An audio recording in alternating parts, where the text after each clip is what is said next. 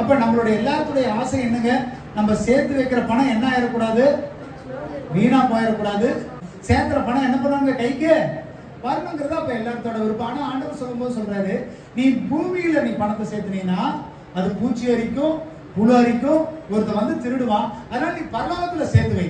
அப்படி சேர்த்து வச்சுன்னா என்ன ஆகும், பணம் என்னைக்குமே பத்திரமா இருக்கும் அப்படிங்கிறாரு. இல்லையா? அப்ப நம்ம சேர்த்து வைக்கிற பணம் எப்படி இருக்கணுங்க, பத்திரமா. அப்ப நீங்க எங்க இனிமேல் பணத்தை சேர்த்து வைக்கணும்?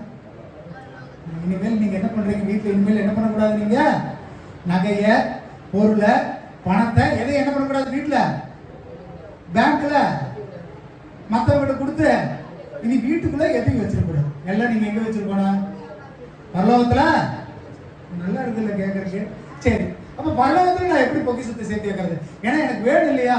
நிறைய பேர் சொல்றது அப்படிதான், நீ பரலோகம் போனீங்கன்னா நல்லா ஐஸ்வர்யவானா இருக்கணும், நல்ல சந்தோஷமா இருக்கணும், உனக்கு நல்ல பொருள் ஆஸ்தி அந்தஸ்தோட இருக்கணும். அப்ப அதனால நீ பரலோகத்துல உன்னோட பொக்கிஷத்துல என்ன பண்ண, சேர்த்து வச்சிரு.